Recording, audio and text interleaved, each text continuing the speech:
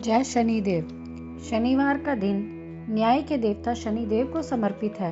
शनि को कर्म फलदाता माना गया है, जो लोगों को उनके अच्छे बुरे दोनों ही कर्मों का फल देते हैं। अगर किसी की कुंडली में शनि की दशा शुभ हो तो वह व्यक्ति और तरक्की करता है, और यदि कोई व्यक्ति शनि से पीड़ित है तो व्यक्ति को तमाम कष्टों का सामना करना पड़ता है। ऐसे में हर व्यक्ति चाहता है उस पर शनि की कृपा दृष्टि बनी रहे। शनिदेव को प्रसन्न करने के लिए शनिवार व्रत बेहद लोकप्रिय है।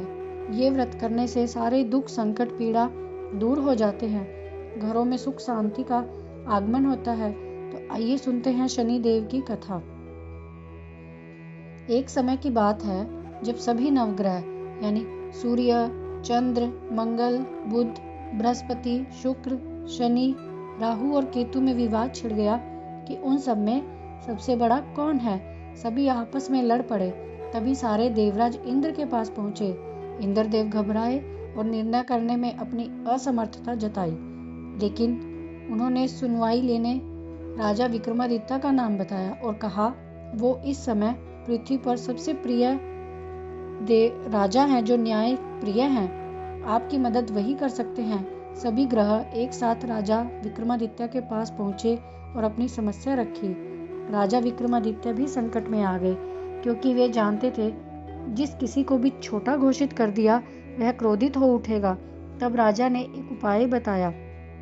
उन्होंने स्वर्ण, रजत, कांस्य, पीतल, सीसा, रांगा, जस्ता, अभ्रक और लोह से 9 सिंहासन बनवाया।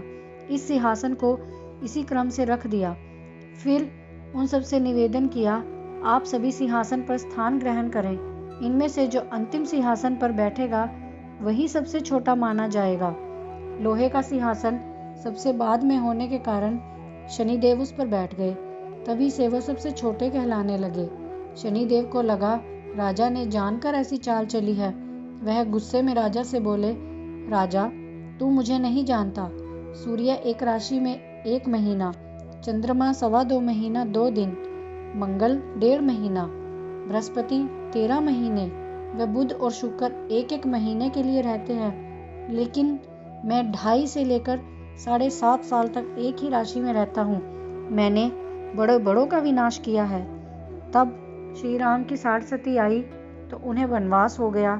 रावण की घड़ी में तो उसकी लंका को वानरों की सेना ने हरा दिया। तो तू क्या चीज है? ऐसा कहते हुए शनिदेव वहां से चले गए। बाकी के देवता खुशी खुशी वापिस आए। कुछ समय बीतने के बाद राजा की 60 सती आई।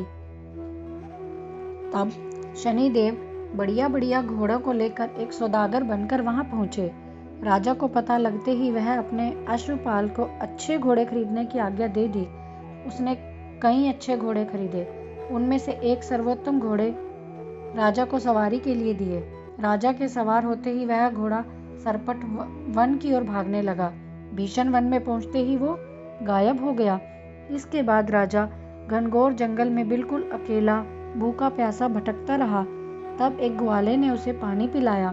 राजा प्रसन्न हुए और उसे अपनी अंगूठी दी। इसके बाद राजा नगर की ओर चल पड़ा।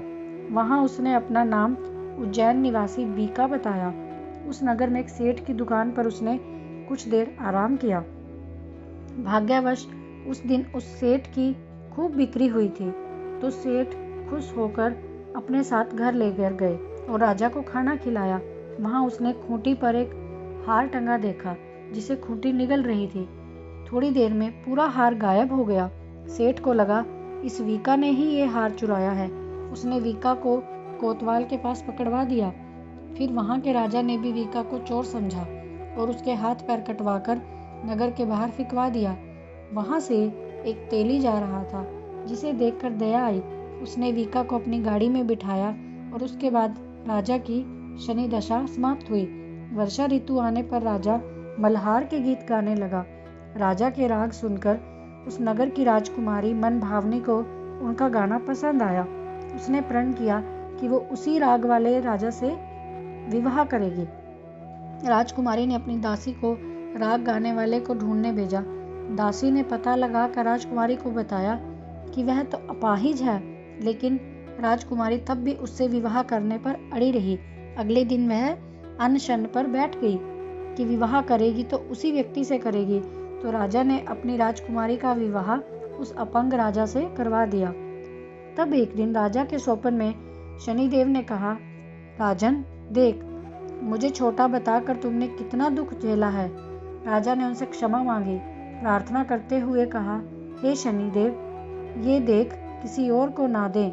शनिदेव मान गए और कहा कि जो मेरी कथा और व्रत करेगा उसे मेरी दशा से कोई दुख नहीं झेलना पड़ेगा।